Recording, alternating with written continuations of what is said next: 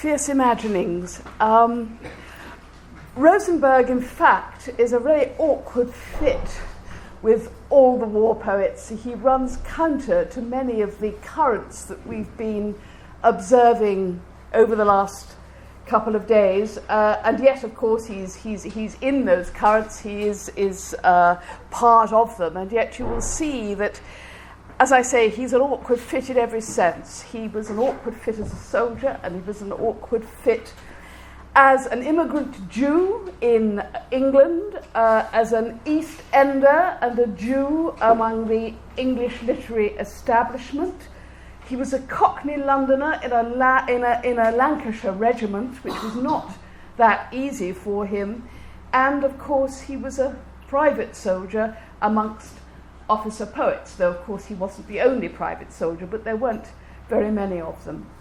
He was also a painter among the poets, and I think that gives him an affinity with Gurney, that he crossed disciplines and he brought the interest and importance and indeed the disciplined eye of a painter to much of his poetry as well. This is one of his drawings. It is of his family in the East End of London. Now, Rosenberg's early years, from his birth to an immigrant Lithuanian Jewish family in Bristol in 1890, who then moved to the East End of London, are described in her memoir by his younger sister Annie. She's probably there at the table somewhere. And she remained his indefatigable supporter and promoter of his work all her life. And she it was who would type out the poems he sent her from the trenches, scribbled hastily on scraps of paper. You saw some of those earlier, and indeed at the Imperial War Museum, if you unfold the scraps, you can still see sometimes dust, the trench dust and trench mud in the creases of the manuscripts. Remember, he was a private soldier. He couldn't store his books on his manuscripts, he didn't even have a dugout as officers would when they were in the front line. He had to carry everything with him. A private soldier had to carry everything with him. He carried his manuscripts folded up in his breast pocket, which is why they get damp and they're very difficult to decipher. He's another of these poets who's extremely difficult to edit. Everything's scribbled on scraps of paper. In pencil, of course, he didn't have any ink at the front. Sometimes when he's at home, there are versions in ink, but not very many. Now, in Annie's memoir, she details his reluctance to leave the board schools where his teachers encouraged her brother to draw, his hatred of his years of apprenticeship to fine art engravers Carl Hentschel, where he also made himself happy, she says, during spare moments and meal times by writing poems. And the librarian at Whitechapel Library records his impression of Rosenberg's single-mindedness when Rosenberg was under 12 years old. This is the rather splendid Whitechapel Library and Art Gallery, still there. I'm sorry to say the library has gone, but the art gallery at least is still there, and the library building was saved and is now part of the art gallery. It was a sort of university for the East End. Again, Rosenberg is different. He certainly didn't come to Oxford or Cambridge. Like Wilfred Owen, he never had a university education, but his university really was here at the Whitechapel Gallery and then later at the Slade School of Art, which we'll come on to. Just want to read you quickly the description that Morley Dana, Whitechapel's librarians, the Whitechapel librarian description of first meeting Rosenberg when he was 9 years old. One day I was approached by a Jewish young lady, Isaac's elder sister, Minnie Rosenberg, who asked me whether I could help her young brother whose aim in life was to be a poet. The next day, a fragile Jewish boy was brought to me by this lady. I took young Rosenberg for walks and discovered him to be perfectly convinced that his vocation in life was that of a poet and a painter. I enjoyed being with this boy and was much impressed by his confidence and sensitivity. You can see he was a pretty remarkable East End lad, but then, of course, that whole Jewish community was a remarkable one. And Whitechapel Library and Art Gallery was their social and intellectual centre. There was also Toynbee Hall, of course, which was an establishment, a centre for lectures and for the arts, one of those, again, great Victorian Edwardian institutions that we've been hearing about, which was paid for or endowed by the wealthy Toynbee family to promote culture and arts in the East End. But Whitechapel Library and Art Gallery were the places. In the evenings after work, they would collect there.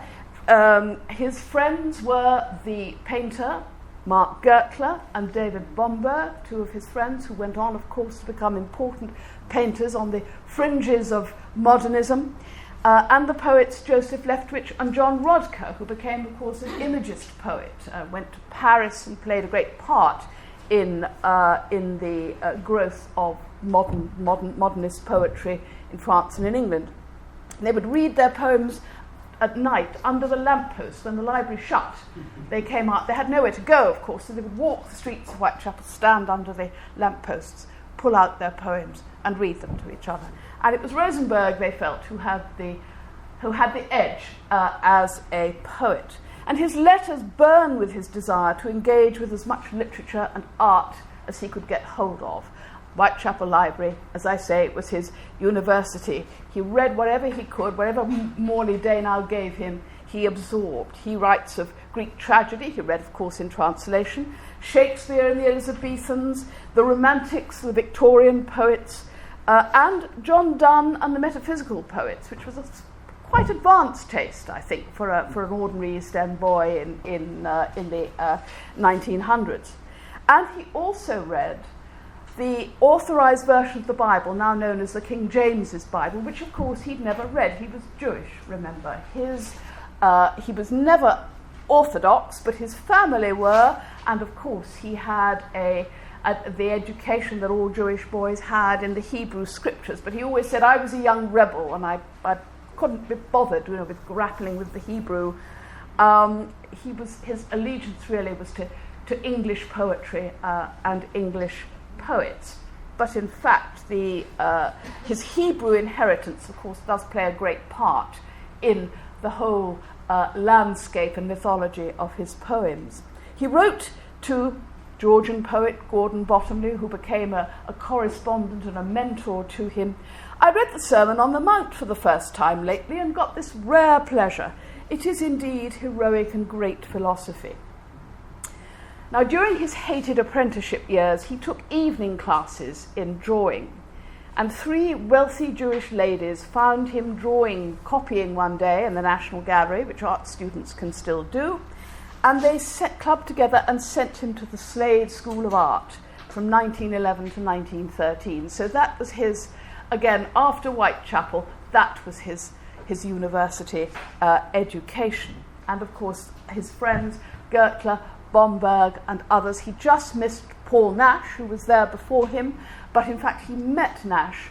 There is one extant letter to Paul Nash, which is in the Tate. He met Paul Nash after Nash had left the Slade.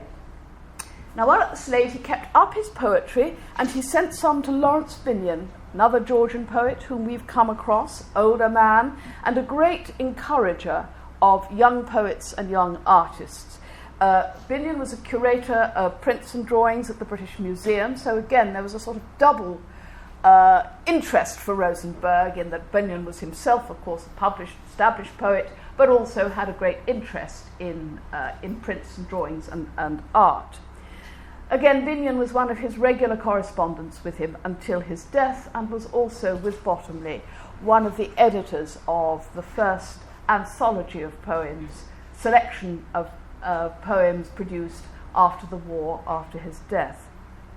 And it was Binion who sent Rosenberg's first self-published pamphlet of poetry. I mean, his belief in himself was very strong, and he printed his own pamphlets of poems. There are 3 of them, and this was the first one, Night and Day, and Binion sent it to Edward Marsh, whom we've also come across before, Churchill's private secretary, patrician interested in the arts, friend of Rupert Brooke, of course, and editor of Georgian poetry, which we also came across yesterday, and this was important too for Rosenberg. I find writing interferes with drawing a good deal and is far more exhausting, he wrote to Binion in 1912. But when he left the Slade, full of high hopes, he was, of course, out of work. And like others we've seen, like Edward Thomas, for example, he needed to work. They had no money. He felt very guilty about his family, about not contributing to the family income. They were poor and there were other children and so on. But he was in delicate health. He'd always been in delicate health. He had this persistent cough, and there was a question of whether he had tuberculosis, so he kept being passed fit by doctors. But in 1914, on leaving the Slade, he went off to South Africa. First of all, let me show you the young Isaac, obviously dressed up for his first photograph, and the Slade School picnic of 1940. It's a famous image, and it shows most of the Slade School pupils, and Rosenberg, of course, as always, is right at the edge. Sorry, it's 1912, not 1914.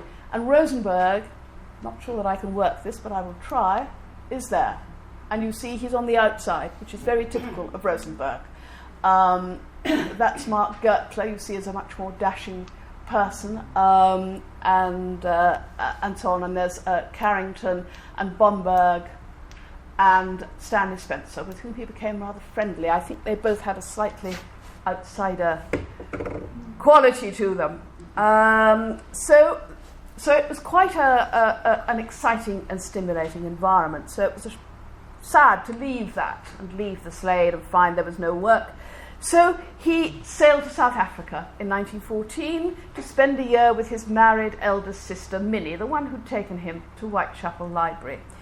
And I think his family rather hoped he would stay in South Africa. He was there when the Great War broke out, and we saw, again, one of his poems yesterday that he actually wrote in South Africa on first hearing news of the war, when he went, "Snow is a strange white word." That's a chilling opening and an unusual one, and it's partly because he was in South Africa where it was hot and the war seemed very far away. But he returned home in March 1915 and printed again at his own expense his second pamphlet of poems, which was called Youth. But again, there was no work, and of course Britain, England, London was in a state of upheaval. It was very difficult.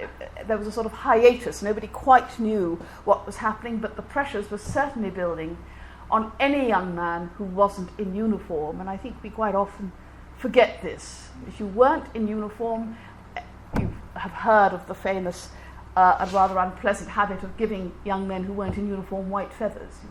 These were handed out to you. I don't think that ever happened to Rosenberg, but nonetheless, it was very difficult to just simply be neutral.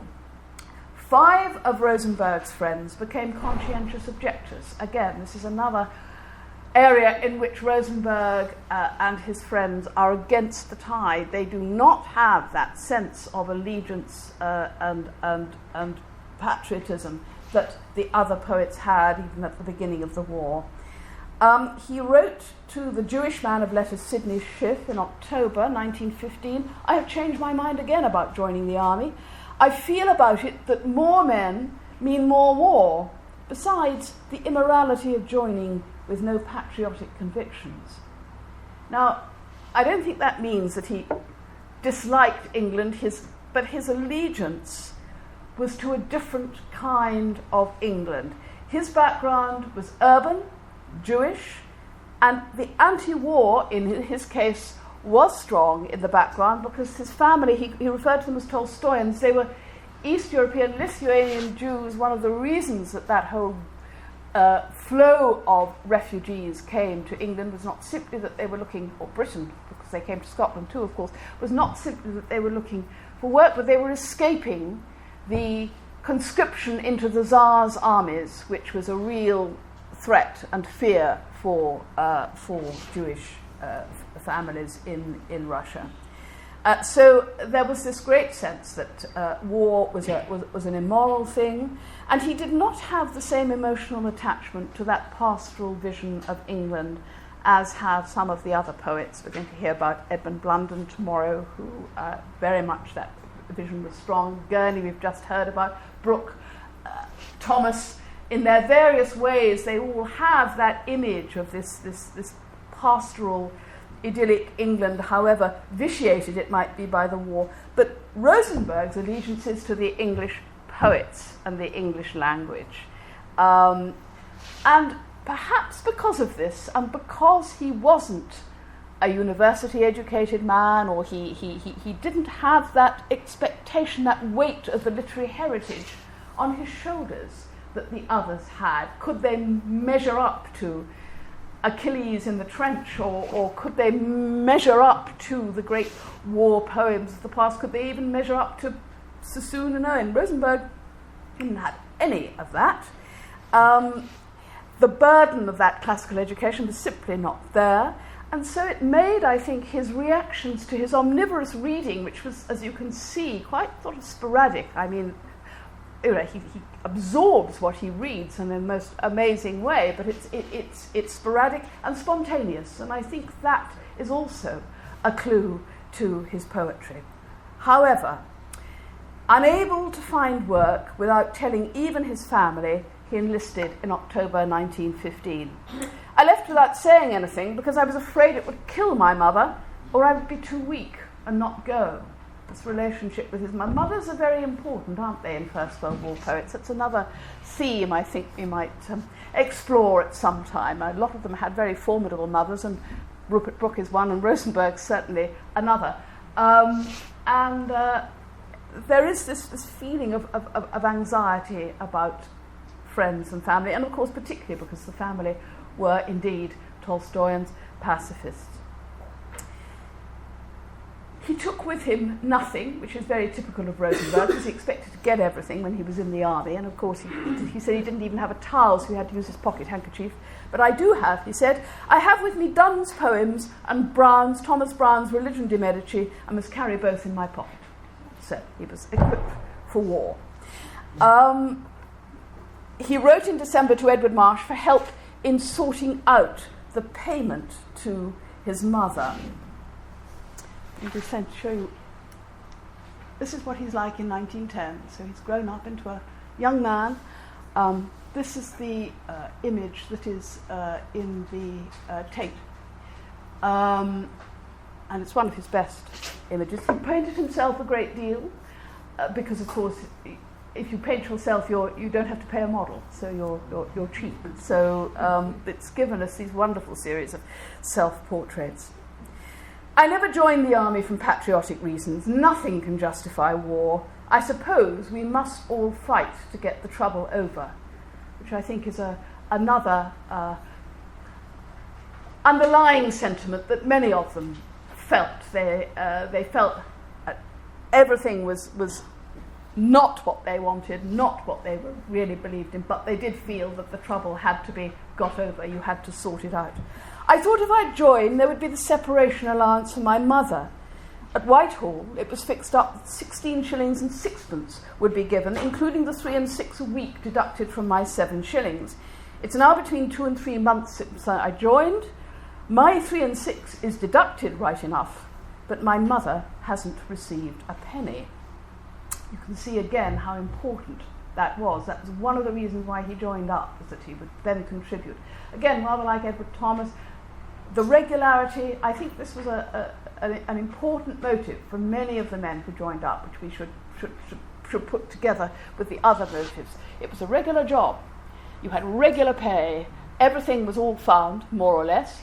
You might get killed, but at least it gave you a living wage, and your family got something as well. And that was very important. Now, with that same letter, he enclosed his poem Marching as Seen from the Left File. And I'm afraid I haven't got a handout and I haven't got it on PowerPoint, as I am a PowerPoint virgin and this is my first one, so you must bear with me.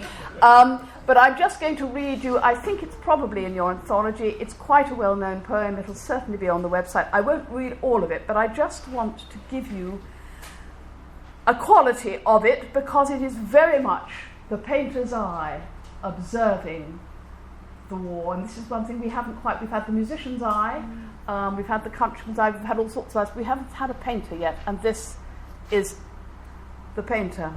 My eyes catch ruddy necks sturdily pressed back, all a red brick moving glint, like flaming pendulums, hands swing across the khaki, mustard-coloured khaki, to the automatic feet. We husband the ancient glory in these bared necks and hands. Not broke is the forge of Mars, but a subtler brain beats iron to shoe the hooves of death, who pours dynamic air now. Blind fingers loose an iron cloud to rain immortal darkness on strong eyes. And I found myself carried away there and did give you the whole poem, and it is obviously one you do need to look at again. But particularly that first part, the ruddy necks and the flaming pendulums, the hands, it's very like the sort of pictures that his mates at the Slade would go on to paint. There's a famous one by Mark Gertler of a sort of carousel of Britain going into the war. And people like William Roberts, who he didn't know but was also Jewish, and of course the futurists of whom we heard, the vorticists, Wyndham Lewis, the sort of homegrown English futurism, they would all produce images of a sort of mechanized war affecting the soldiers, particularly seen as parts of a cogs in a machine. So you would have this very modernist approach, this abstract idea, abstracting the human and turning it into something mechanical. And Rosenberg is doing that in his poem. I just wanted to show you one of his images. Now this is called Hark, Hark the Lark. Now this is a Slade drawing, which he did in 1912. And again, you can see that there's a lot of talk about modernism, and there's a great debate about the modernism in the poetry, but you can see it certainly beginning in the drawings.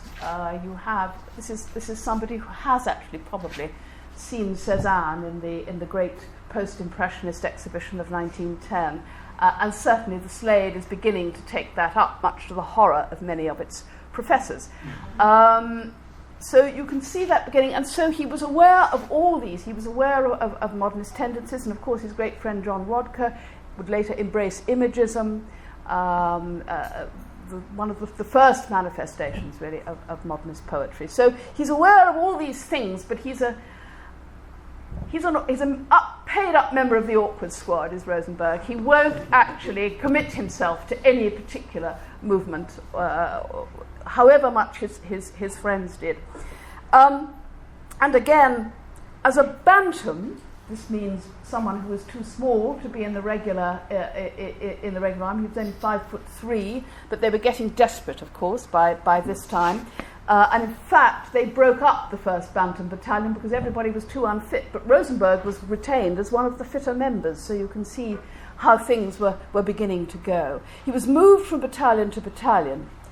I have to eat out of a basin together with some horribly smelling scavenger who spits and sneezes into it, etc. It is most revolting. I don't mind the hard sleeping, the stiff marches, and so on, but this is unbearable. Besides, my being a Jew makes it bad among these wretches. It's just tossed off then as a sort of shrug, something that you expect. As partly that, I think, that Jewish fastidiousness. His mother, of course, had been horrified at the thought of the scavengers spitting into his bowl. He ends up as Private 22311, still in a Bantam battalion, the 11th King's Own Royal Lancasters. Why does he end up in a Lancashire regiment? Very quickly, it's all to do with the fact that so many of the key people in the north of England, miners, mill workers and so on, rushed to join up, that they were starting to lose men from these key jobs, and so they made them reserved, which meant then that the Lancashire regiment, the northern regiments, were short of men. So that's why Rosenberg ended up in a Lancashire regiment, and that was hard. If he'd been in a London regiment or even in the Artist Rifles, I think it would have been easier. But to be in a their language was different. He got on all right in the end, but it was tough. He was away from anybody that could have been a mate, I think, or somebody who came from a background that he would understand him. Home on embarkation leave in spring 1916. There we are. That's actually 1915, before he goes into the war. That's another one. Rather Goethe-like, I always thought. Remember Goethe in the Slade picnic wearing his jaunty hat in the front? And I always felt that Rosenberg, who rather likes that hat, paints himself in it, was slightly setting himself up against the rather dashing Goethe, who had, of course, much more social success than Rosenberg did. He saw through the press his final pamphlet of poems, Moses, and the battalion was sent to France in June 1916, just before the Somme offensive, which began on the 1st of July. Now, Rosenberg's division, the 40th Division, was inexorably drawn southwards to replace the ravaged Somme unit, so he wasn't actually on the Somme on the 1st of July, but of course they knew it was happening, and they were drawn in to replace. You remember the 60,000 casualties on the first day, and so on and so forth of the Somme, so they really needed the men. In August, he sent home his poem, August 1914. What in our lives is burnt in the fire of this? The heart's dear granary, the much we shall miss. 3 lives hath one life, iron, honey, gold. The gold, the honey gone, left is the hard and cold. Again, not a direct poem about the war. Only the title really gives you that clue, but there is that. And again, for Rosenberg, a very simple, focused poem, perhaps the imagist influence of his friend John Rodker, but he also, of course, loved the Elizabethan lyrics, and of course there is always John Donne as well. So again, a melange of influences which he could take and use as he wanted. His first letter to Binion from France, November 1916, is his great statement on war and poetry. I am determined that this war, with all its powers for devastation, shall not master my poetry. That is, if I am lucky enough to come through it all right. I will not leave a corner of my consciousness covered up, but saturate myself with the strange, extraordinary new conditions of this life, and it will all refine itself into poetry later on. And when I was hearing Philip talking about Gurney, that phrase that Gurney used about the experience may be crystallized and glorified. He was talking about hoping that it would all emerge in his music. It's a very similar impulse here to what Rosenberg is thinking. We're going to use this experience. It is terrible, and we may not come through it. But if we do, it's really going to count. It's going to validate what we have been through. Now, typically of Rosenberg, his letters and his draft poems to all his correspondence, as I said, are written largely in pencil. In haste, I scrawl abominably, he says to Bottomley, and on whatever paper he could get hold of. And you saw one earlier that Stuart showed us on Salvation Army paper, which is rather odd for a Jewish poet. And there are others from the YMCA. They have this sort of scrawl, for Christ and all of that. But of course, these institutions were the only ones behind the lines where you could get a free cup of tea, some light to write by, a bit of warmth, and they would give you pencil and paper. And this to Rosenberg was crucial. Remember, he's not an officer, he can't get hold of these things, he's got nowhere to keep them, all got to be in his pack. And in fact, he says to his correspondents, who all wanted to send him books, bless them, all these Edwardian Georgian poets, sitting in the British Library and the British Museum, as it then was, sitting in their studies. Think, poor Rosenberg, he'd love, of course he would love books, but he can't have anywhere to put them. So he says, don't send me books, I just lose them. And if he is sent something, he was sent the Georgian book because it had his poem in it, and he sent it straight, he looked at it to see that his poem was in there, and he sent it straight back. He said, I've sent it straight back home for safekeeping, because otherwise it would go. You know how impossible it is to work it out, placed as I am, he means his poem. If I had been an officer, I might have managed it, but we Tommies are too full up. And that's a letter to Bottomley.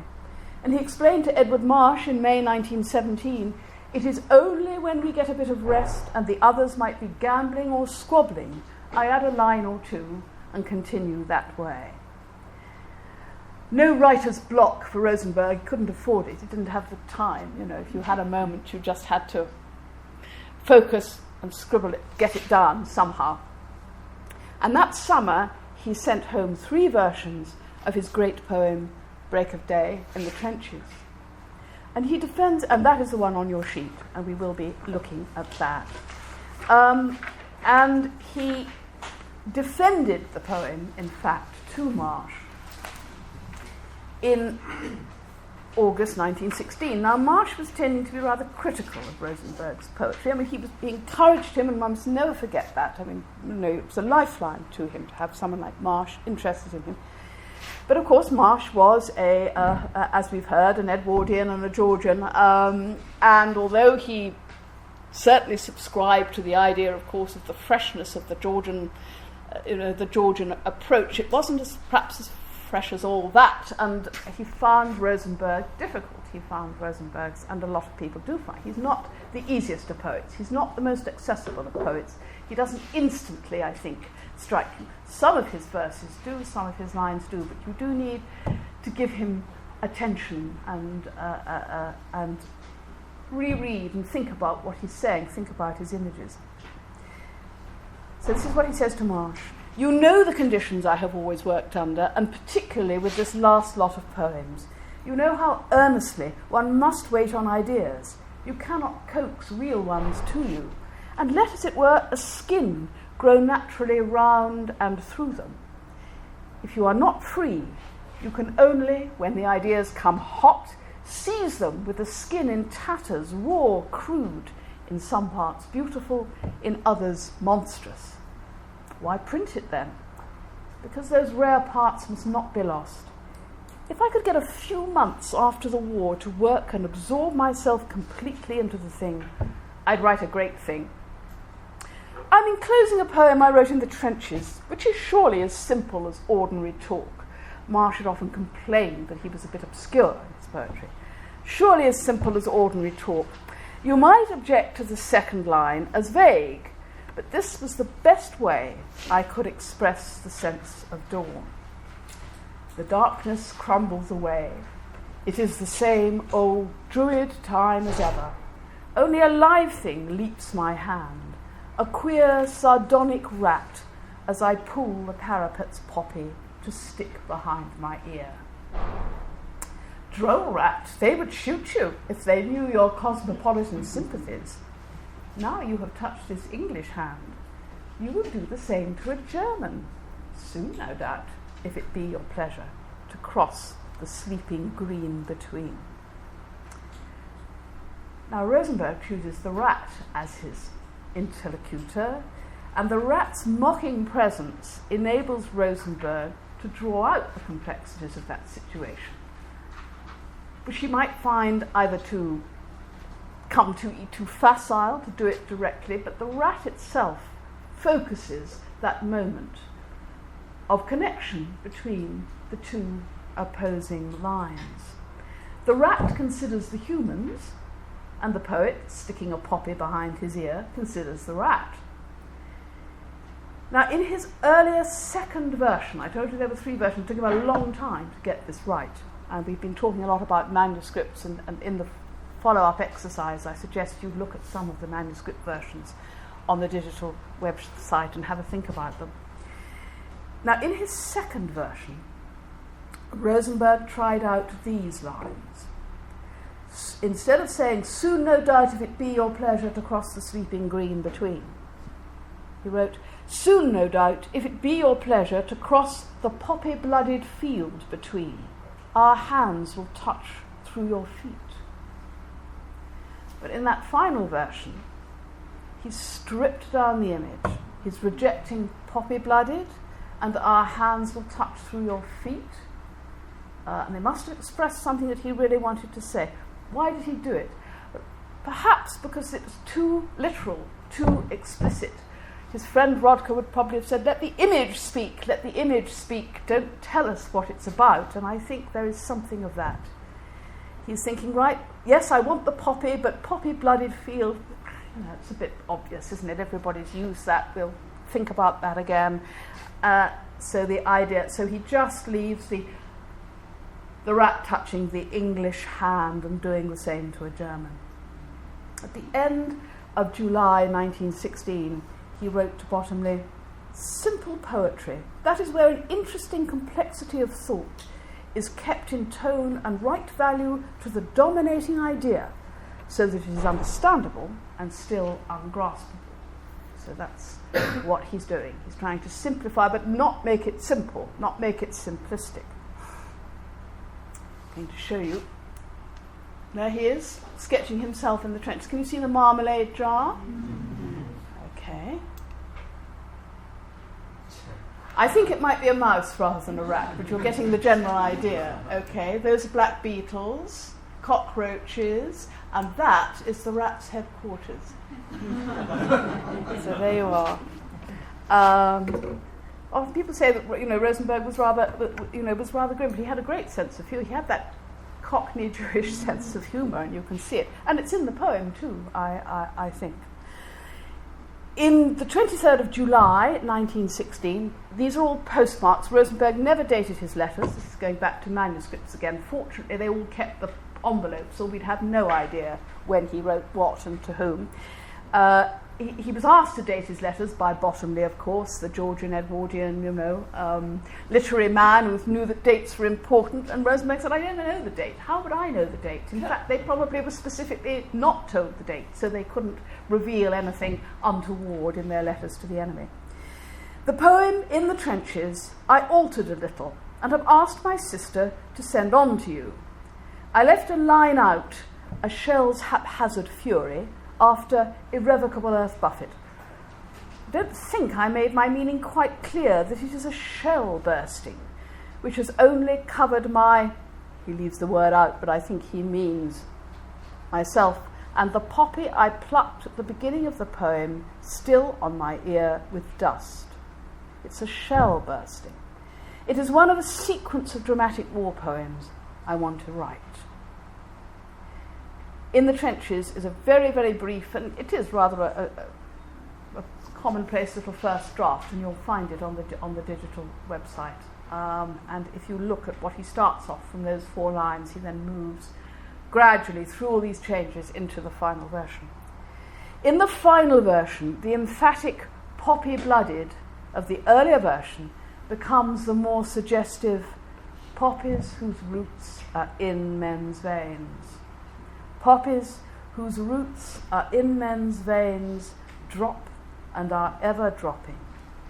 But mine in my ear is safe, just a little white with the dust. He's very good, I think, also at the downbeat ending, which is somehow very telling. And also, we've been talking a lot about the ear, particularly with Thomas and with Gurney, and that's, of course, crucially important also to Rosenberg. Remember, this is not his first language. They probably spoke Yiddish at home. But the Whitechapel Library and the Slade School had done their stuff. That last line, just a little white with the dust, is all monosyllables. Very simple, very, very stripped down, but enormously evocative. And you see he's used the whiteness of the dust. It's the sensuous painter's eye again. The conventional blood colour of the poppy is now implicit, and it's bleached in to the whiteness of the dust, and it's the dust of mortality, of course, as well as just the dust that the shell has blown up. It unites the survivor, the dead, and the poppy into a brief moment of intense awareness. And it's enriched by these subtle interactions of red and white. Those are the only colours you've got. You've got the sleeping green of no man's land, but apart from that, you've just got the red and the white playing off each other. He's writing all these in the trenches, if not actually in the front line, perhaps just behind the lines, in the YMCA. Another constraint, as I said, was finding paper, pencil and light to read and write by. I shan't say I don't get the time to read, but when we've done our day's work and get under the tent, we are in tents just now, it is dark, and lights are not easy to get out here. This is to botany again. And a third, of course, was this constraint, was this irksome inability to keep books and papers together. The letters are full of requests, as I said to his correspondents, to keep draft poems for him and not to send him cloth-bound books. In fact, at any time, I prefer cheap-bound books I can spoil by reading anywhere. I often find Bibles in dead men's clothes, and I tear the parts out I want and carry them round with me. Well, as you know, he's just come to the Bible for the first time in the Whitechapel Library, and of course, it's very touching, this, the men, the corpses. He is, of course, dealing with the corpses. He was very often allocated to these working parties, probably because a soldier once said, because he wasn't probably a terribly good soldier, so they tended to sort of shift him, off to these working parties and clearing up wire and going out wiring, and also actually having to shift the dead bodies. I mean, he really did get his hands dirty. And I think that image of him, the fact that the men have carried their Bibles with them, so many of the corpses have their Bibles with them, and he takes them because he somehow knows that would be all right, and his need is so great to have something to read, something important, something that will weigh with him. And so he tears the Bibles apart and carries it round with him. It was nonetheless extraordinary that as a private soldier who spent 20 months in the trenches with only one home leave, that Rosenberg managed to write anything at all, let alone what he did write. And as soon as conditions eased a little, in May 1917, when camping in woods behind the lines, his imagination revived after the hard winter. It is that I've had a little more time in the day to myself, and I'm with a small loading party by ourselves, that I've been able to write these two things. Now, one of these was probably Returning We Hear the Larks, which I haven't given you. You can find it anywhere. It is the other. It is one of the other great poems, and I didn't think we had time to look at it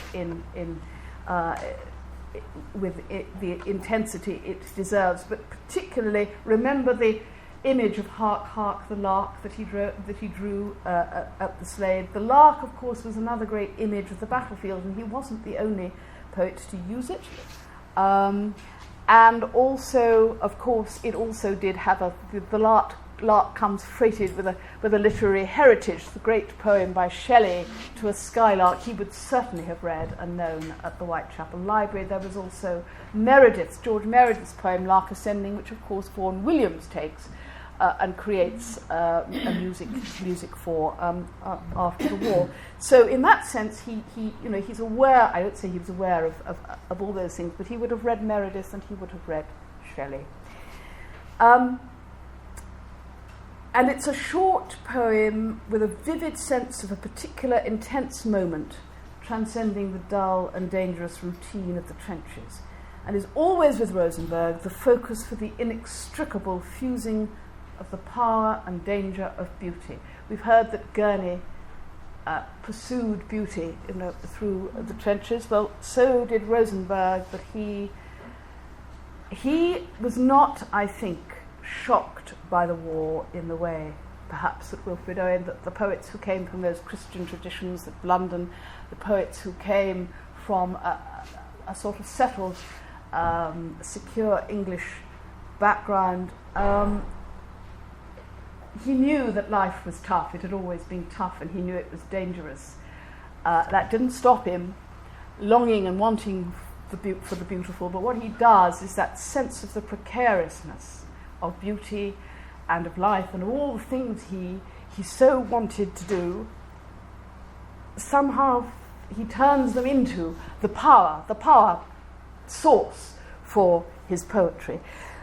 The night patrol in Returning We Hear the Larks returns to the camp exhausted, looking forward to a little safe sleep. But hark, joy, joy, strange joy, lo, heights of light ringing with unseen larks, music showering our upturned listening faces. Death could drop from the dark as easily as song, but song only dropped. The current of poetry that always seems to flow through his sensibility wells up once more and refreshes the most squalid and tedious of army tasks. So I do urge you to go and read Returning We Hear the Larks, and it ends with a series of wonderful images of danger and beauty. In April and May 1917, he's moving about the front line again. He's shifted from unit to unit. I am now with the Royal Engineers, and we go wiring up the line at night. There we are. That's one of his poems. Just to give you a feel of the manuscript, that's to another Georgian poet, Trevelyan, R.C. Trevelyan, talking about his day. I'm now with the Royal Engineers, and we go wiring up the line at night. I wrote a poem about some dead Germans lying in a sunken road where we dumped our wire. I've asked my sister to send it on to you, though I think it commonplace. Well, this was Dead Man's Dump, which is his most epic war poem. I'm not going to read it all again. It's too long and too dense to do at this time, but again, I urge you to look at it, to read it, and to give it time. I'm just going to read you a couple of extracts. A man's brain splattered on a stretcher-bearer's face. His shook shoulders slipped their load, but when they bent to look again, the drowning soul was sunk too deep for human tenderness. Now, Rosenberg's ambition was to bring to bear on the immediate physical experience of the trenches, which he can do, I think, as well as Sassoon, the man's brain splattering on the stretcher-bearer's face. You can't really get much more graphic than that. But he brings to bear on that his insights into the wider nature of creative and destructive power. And this is where he draws in all his reading and his Jewish Hebrew background, that Hebrew mythology, which he rejected. He was not orthodox himself as a Jew, and he writes very critical poems about the Godhead in his youth, in his other poems. And he takes, I think, the example of Blake, who was another great sort of iconoclast and radical, and I think Rosenberg takes from that too. But all those things feed into this notion of an enormous destructive power, both destructive and creative, at the heart of the universe. The frantic activity of the battlefield is measured against the ageless power of the earth and the natural world. But nature is not, in Rosenberg, a victim. It is not scarred. It is not a beautiful pastoral Arcadian idyll to be destroyed. Nature, in Rosenberg, always fights back. It's seductive, but it's dangerous and devouring. What fierce imaginings their dark souls lit! Earth, have they gone into you? Somewhere they must have gone, and flung on your hard back is their soul's sack, emptied of God ancestral essences. Who hurled them out? Who hurled? And I think that Blunden and Brooke and Gurney and even Owen underneath it all, the other wall, but still hold to the Romantics vision, that great Romantics vision, a beautiful natural universe quickened by spiritual power, which can be shared by mankind if they access it in the right way. But Rosenberg stands aside from this tradition. For him, humanity, with its fierce imaginings, is central. He does not mourn the dead like Owen. He's not elegiac. I mean, there are elegiac moments. I mean, that lovely thing about the drowning soul is sunk too deep for human tenderness. It's very elegiac, but it's not a sort of grief-stricken poem. He celebrates the human value of the destroyed life, and I think this is his great strength. The life half used. None saw their spirit's shadow shake the grass, or stood aside for the half-used life to pass out of those doomed nostrils and the doomed mouth, when the swift iron burning bee drained the wild honey of their youth. Wonderful, the half-used life, which is the title I gave my long ago biography of Rosenberg, because I felt it was so telling. And you notice again the wild honey. Remember that early poem of his, the gold, the honey gone, left his heart of cold. And he's reusing that image, the idea of the bullet as the bee, as the iron burning bee. So you've really got the fusion of a natural world and a destructive mechanical one. Well, the last of it is fairly quickly told. During that last summer, he did not shut out the strain of war, but made the war and its effect on him serve his own purpose. Now, the price for a private soldier was very high. As he said to Bottomley, he forgot his gas helmet one day, and that resulted in 7 days pack drill. Probably not something that Owen and the others always had to cope with. I do it between the hours of going up the line and sleep, he wrote in August 1917, but these were precious hours, you see, when he could have been writing or reading, and they were gone. He felt he still had so much to do. I don't suppose my poems will ever be poetry, right and proper, until I shall be able to settle down and whip myself into more expression. As it is, my not being able to get poetry out of my head and heart causes me sufficient trouble out here. Not that it interferes with the actual practical work, but with forms and things I continually forget, and authority looks at from a different angle and perspective. In September 1917, he returned home to Dempsey Street on leave for the last time. He's with his brother. It's a charming image, this. This is his brother Elcon on the left, and Rosenberg is in the family hat and suit, which again tells you a lot, I think, about the background. So this is the family hat and suit, which is why it just doesn't fit properly. And there's a sort of touch of Charlie Chaplin about it, which I think is rather charming. He's actually doing a sort of mockery. However, he said to Bottomley, I feel restless here and unanchored. We have lived in such an elemental way so long, things here don't look quite right to me somehow. On his return to his battalion in October 1917, he reported sick and was sent to hospital in Etaples, but at least he could rough out some poems and read the third Georgian poetry book. At least in hospital, you see, he could read his books. By February 1918, he was transferred to the 1st Battalion and moved to Arras. My own battalion is broken up, and what was left of them mixed up with other battalions. Just now, we are out for a rest, in inverted commas. Poetry seems to have gone right out of me. I get no chance even to think of it. Something terrible had happened to the 1st Battalion, that they had to transfer people from the 11th Battalion to make up the ranks. I mean, the fact that someone like Rosenberg would find himself in the 1st Battalion was really very, very telling. In his penultimate letter to Bottomley, on the 24th of February, it is clear that he has no chance to write under the pressure of the move. No drug could be more stupefying than our work, to me anyway, and this goes on like that old torture of water trickling, drop by drop, unendingly on one's helplessness. I find I can't copy these bits from The Unicorn, which is a play he was trying to write, so I'm sending one or two poor things, but I aimed for something in them. I'm enclosed in the envelope, were holographs, that's manuscripts all in his handwriting, of 3 poems, including a typescript of Returning We Hear the Larks.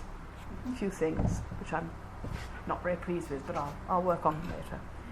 On the 7th of March 1918, Rosenberg wrote his last letter to Bottomley under pressure, knowing that they were about to go up the line again. He acknowledges that death seems to underlie even our underthoughts, but there is always an indomitable quality to Rosenberg. He's thinking ahead. He's hoping for a transfer to the Judeans, which is the Jewish battalion in Mesopotamia. His friend Jacob Epstein was there. And he's looking forward to meeting Bottomley one day and the great peacetime pleasure of reading one of Bottomley's plays. Okay. And on the 28th of March, after 4 days in the front line, the battalion was back in the reserve trenches, and Rosenberg had just time to answer Edward Marsh's letter and enclose his last poem, Through These Pale, Cold Days. It's really my being lucky enough to bag an inch of candle that incites me to this picture of punctual epistolary. I must measure my letter by the light. There we are. That's actually the manuscript of In the Trenches, one of his early drafts of Break of Day. I must measure my letter by the light. I've heard nothing further about the Jewish battalion, but when we leave the trenches, I'll inquire further. I wanted to write a battle song for the Judeans, but can think of nothing strong and wonderful enough yet. Here's just a slight thing. I've seen no poetry for ages now, and you mustn't be too critical. My vocabulary, small enough before, is impoverished and bare. On the 28th of March, the Germans launched their last offensive of the war. The front line, including the 1st King's Own Royal Lancasters, was overrun. On the battalion war diary on the 29th of March just simply has, in the line, battalion heavily shelled on the 29th. On the 1st of April, in the early hours, Rosenberg was killed.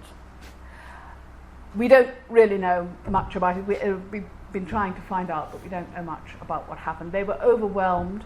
Probably they were on their way back. They were asked to stand their ground, and they would have turned to face the enemy. They weren't actually in the front line, but the front line was shifting, so they turned to face the enemy. And I think it is important, bearing in mind what Gurney had said, to say they did stand their ground. Rosenberg and his comrades did not falter. They were killed, but they threw the Germans back, and that, I think, is worth remembering. They would want that to be remembered. His body was eventually interred with 11 of his comrades in Bayeux Road, East British Cemetery near Arras, and you can go and see his grave, and I hope if you do go to Arras, you will do so. It's very moving. And on Rosenberg's gravestone, below his rank, dates, and regimental badge, are carved the following. Buried near this spot, they couldn't disentangle all the bodies, of course. They found the identity tags, which is how they knew he was there. The Star of David and the words artist and poet. And I would simply say that Rosenberg never took the easy way out in his life or his poetry. He was a harassed private soldier, but he set himself, and succeeded, I think, he set himself to experience and endure and to produce what he could out of that experience. Thank you. So